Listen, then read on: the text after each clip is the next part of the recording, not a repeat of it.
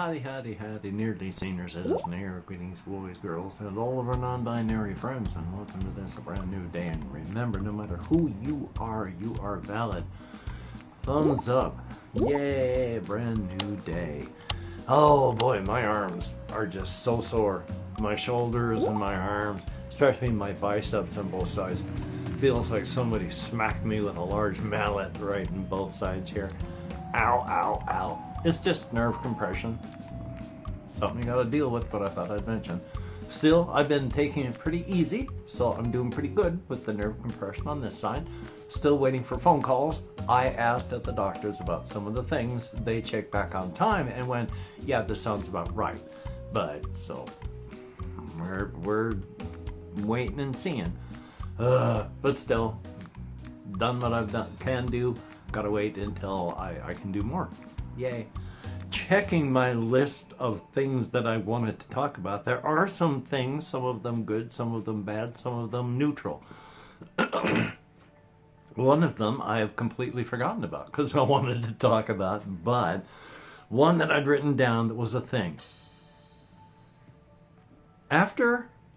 For the past several, I have been feeling, and by several I mean weeks, I've been feeling not that good. My blood pressure has been up much higher than I'd like. I mean, I'm used to my blood pressure being right around 113/60.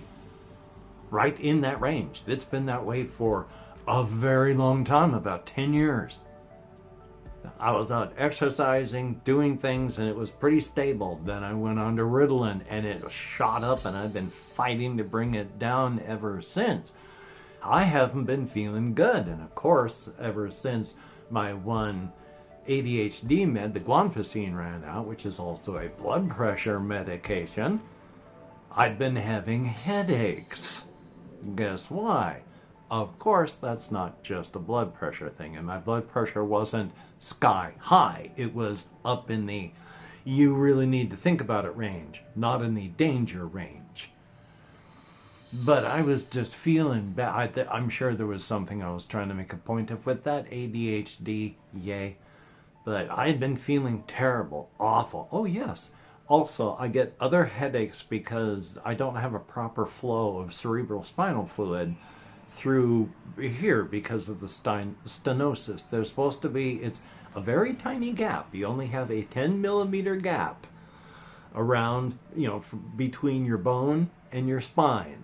There's, connective tissue and stuff to keep everything stable, and there's channels for stuff to flow, but in that space, it has to flow. Well, mine's been cut down by half with the stenosis. I only have a 5-millimeter gap between the bone and my spine. There's, I think, because of altered flow, I get headaches because of that. But still, and then see what else I was. Yes, it was about the blood pressure. So, I had been having headaches because of that, but I figured that one out, the blood pressure. So I started the ADHD med, which was the blood pressure med, in the morning, and then they want you to take them at a consistent time for actual blood pressure stuff. And I take things when I go to bed, and my doctor said that the best time for this med is in the evening or just before you go to bed. And since I take a handful of stuff, I just take it then. I have felt so much better. I mean, I started on Friday night. Saturday, I started feeling a whole lot better. This morning, I hopped out of bed and got fully dressed in less than an hour. Now, you may say it takes you an hour. Yeah, I have chronic pain. I have this going on. I turn on things. I have to wait for the water to warm up. I wait over here as YouTube loads up the subscription page.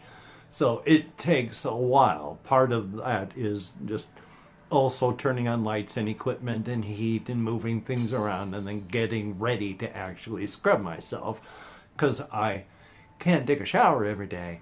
But I take 2 washcloths and I sponge bathe from my head and face and then all my trouble spots down below. So I stay clean.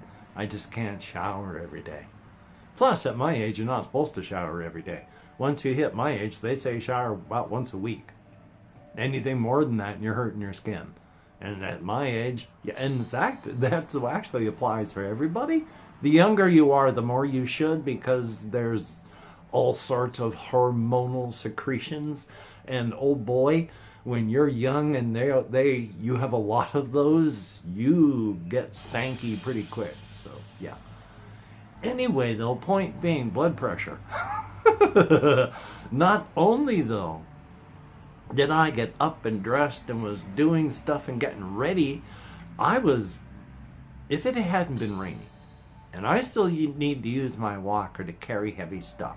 If I'm carrying stuff without a walker, it has to be super duper light, because I don't want to irritate this side, which is already starting to get sparkly back here, so I'm going to have to be careful.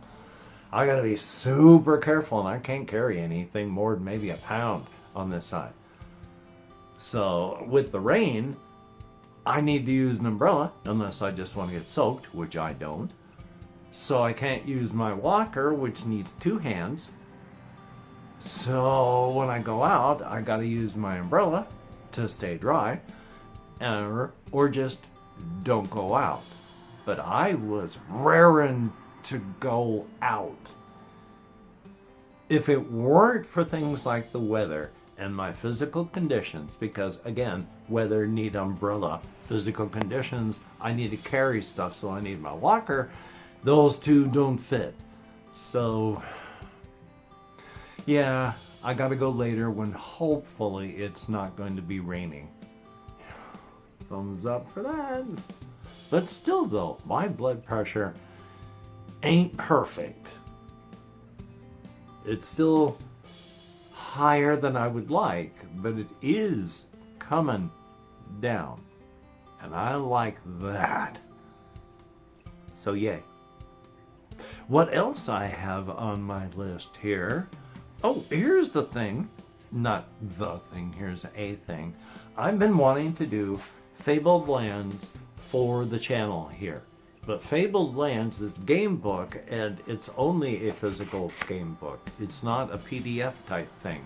You physically have a book, which means if you're going to play it for the channel, you got to either hold it up and read it, or photograph it and then hold that up, or just don't hold it up and read it. And I don't know what would be more boring. I mean, I could do something like, oh, it's 263, and then hold it up like that for you, and then, edit it to hold that underneath, or... So I don't know. I am honestly unsure. I would love to do the books. I mean, because it starts off, I'm going to have to take off my glasses so I can actually see, and then hopefully... It's like, the approach of dawn has turned the sky a milky gray green, like jade. The sea is a luminous pane of silver. Holding the tiller of your sailing boat, you keep your gaze fixed on the glittering constellation known as the Spider. It marks the north, and by keeping it to port, you know you are still on course. The sun appears in a trembling burst of red fire at the rim of the world. Slowly the chill of night gives way to brazen warmth. You lick your parched lips. There is little water sloshing in the bottom of the barrel by your feet, but not enough to see you through another day. Sealed in a scroll case tucked into your jerkin is the parchment map your grandfather gave you on his deathbed. You remember his stirring tales of far sea voyages, of kingdoms beyond the western horizon, of sorcerers, islands, and ruined palaces filled with treasure. As a child, you dreamed of nothing else but the magical quests that were in store if you too became an adventurer. You never expected to die, in an open boat before your adventures even began. And then, of course, it continues from there, but that's the big point of it. You're reading and doing the text, and then you make your decisions, see what happens of your decisions. There's no PDF for what I just read, and just doing the old editing trick, I don't know. If you can let me know if you'd like to see me just read these out. I've got to continue though. On Canva, I have loaded in character sheets, and I have loaded in, they are keywords and checkboxes that you're supposed to make for the first book. So I've got it all ready to go with notes and the character sheet and the keywords and checkboxes sheet, and then I've got an actual die roller because you have combat. It's all ready to go. I don't know what to do about this part. Everything but the reading part of these I have got on Canva or other things and ready to go. I just don't know what to do about this part of it. I say I wave my arms around in the air like I just don't care, and then I end up caring. Problem is, when they don't hurt, I wave them around because I'm not thinking about it. But because I'm not thinking about it, I end up doing stuff where, oh, no, now I'm thinking about it. Now I'm thinking about it.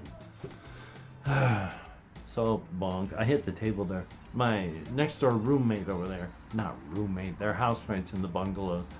He's, I don't know if he yells at the TV. I think he's young enough. I think he plays computer games, maybe, but I honestly don't know.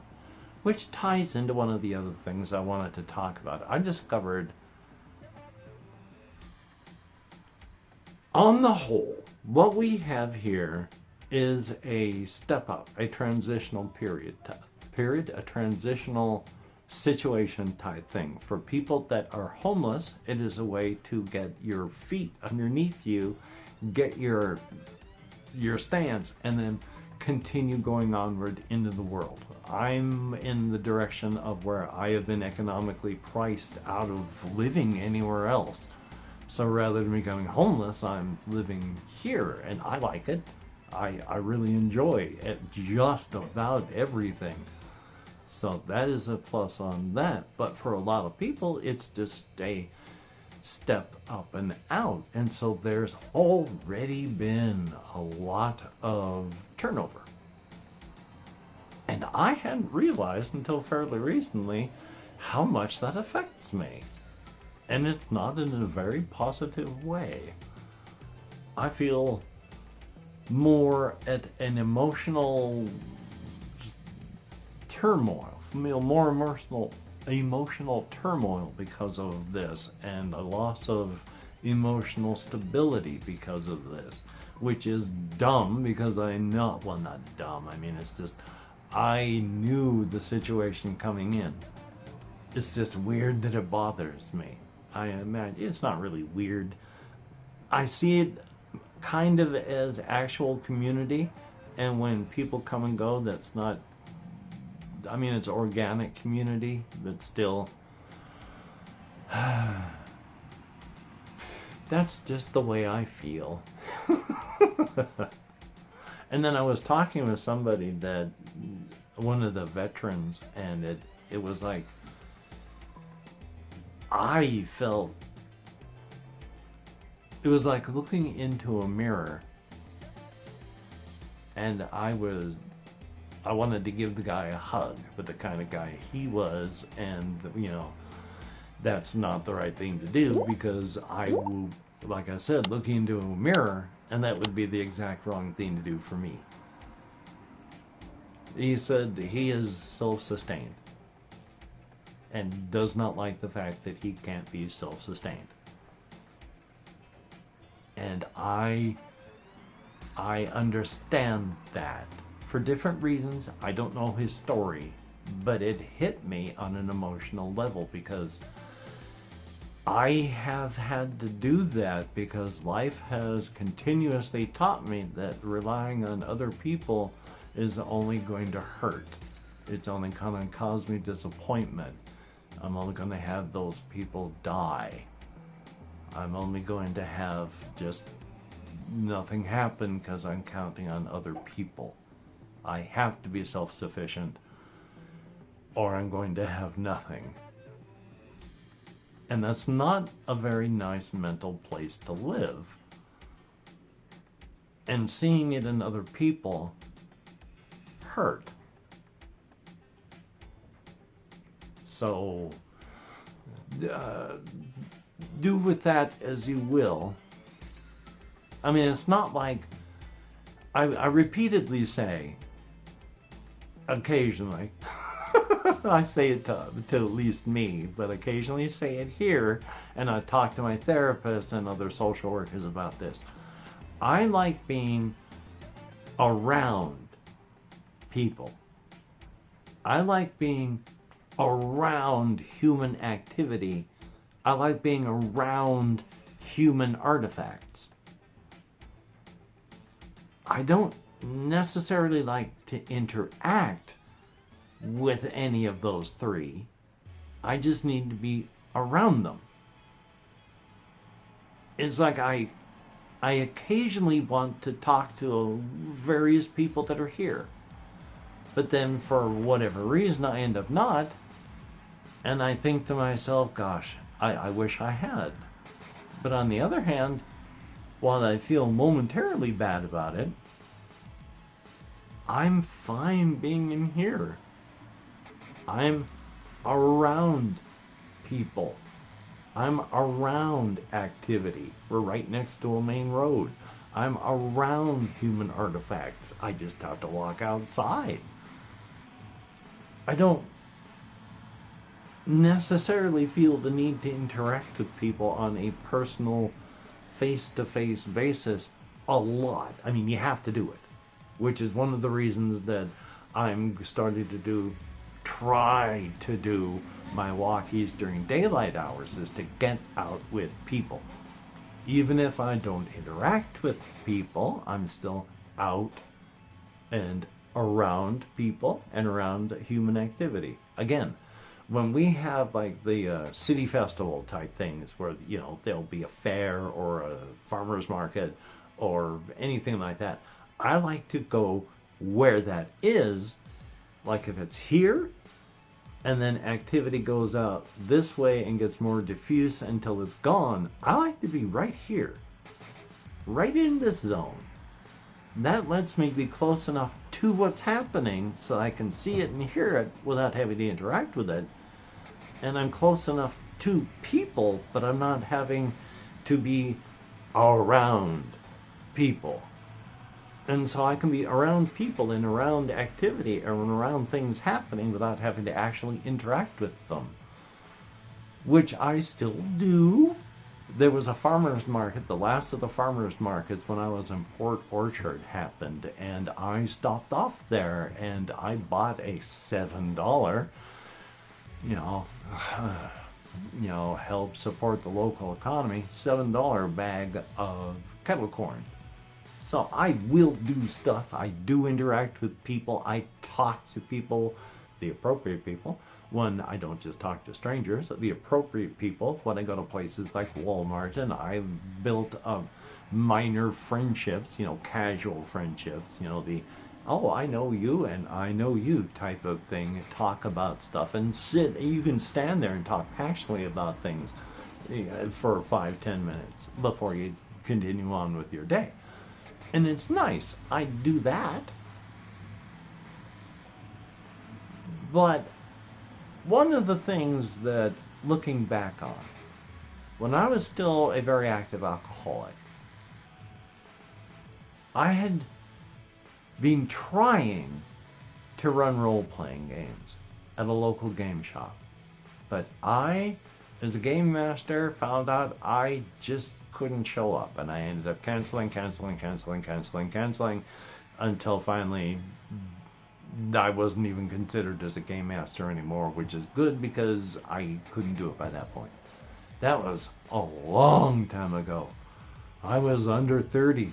I was already way withdrawing from human contact. There's nothing wrong with it. You know, as long as you can function and you function within society, and, you know, that's fine. The only things that I get really sad about sometimes are, yeah, I've still got my adult children out there now. Young adult, very young adult, like 22 is my biological oldest. And I talked to two of my three children online, the oldest being from my wife's previous marriage, whom I still consider a child, my child, not a child. But it's my youngest who I got shut out of their life for whatever reason. I still don't know why. But apparently they've cut out most people, so I might have just been part of the collateral damage.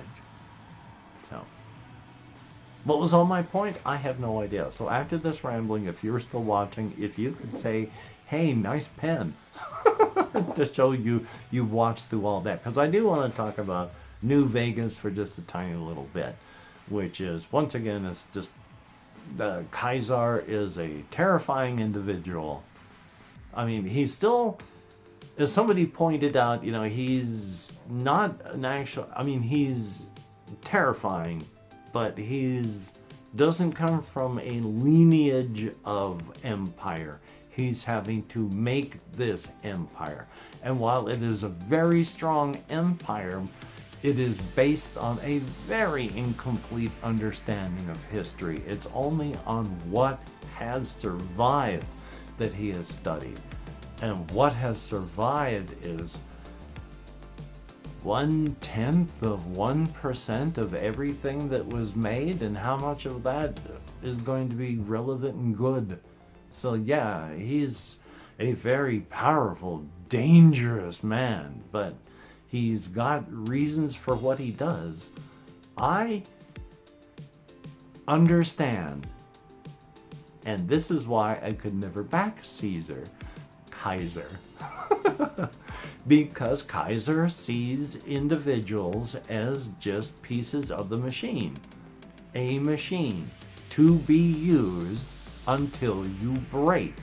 And those that are the actual believers, the legionnaires and all that, they understand that they may die, even in training, but it's for a greater good.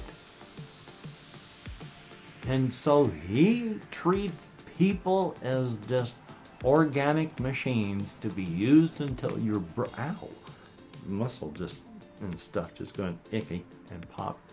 But just as organic machines to be used until you are broken and then cast aside. And as much as I speak violently and use fictional violence in my fiction that I create and that I enjoy consuming, even though I posit characters that I look upon with great sympathy, they do horrible, horrific, nightmarish murders. Try to keep this in place. I cannot stand by what Kaiser does, because as much as I talk this stuff, I don't believe this stuff, and this character does. Now, even if I went and cast aside my revulsion, because game developers will do that just to put content behind that. After all, it's like Dark Souls 1, there's this one good person you can meet, and there's no reason to harm them. In fact, they help you. But if you don't murder them for no reason, you've cut off a huge portion of the game. So what do? Stick to your principles and not be able to play part of the game that you paid for? or indulge in stuff that makes you not feel all that good for the purpose of the game, and then continue onward from there. I mean, but of course, onward doesn't make you feel good. After all, the way I speak and the way I sometimes play, you know, the more dead, the better. You know, if there aren't any human casualties, what's the point? If you're not ending human lives, even accidentally, why bother playing? But in real life, no. But my character, on the other hand, while she has a very, very, very slippy moral compass, it does mostly point what she sees as true north is still moderately close to what large numbers of people would call true north. She doesn't really dip down here. And Kaiser has no moral compass. It's whatever needs to be done. So for me, it's an issue trying to follow Kaiser, though I can see Kaiser's points and understand Kaiser's points, while wanting to murder him for holding the ideas that lead to this. So I just thought I'd mention. Past that, I don't really have anything here. So if you are a Patreon patron, thumbs up, thank you so much. Greatly appreciated. When I can, I'm going to be putting names up here again. Even though my arms are not injured, and thus the pains that I am feeling are not real, they still hurt. And of course, if I push through it, I can cause too much irritation up here, so yay. But thank you for being a patron. I'm going to be doing somehow, some way this, so we shall see. Thank you so much.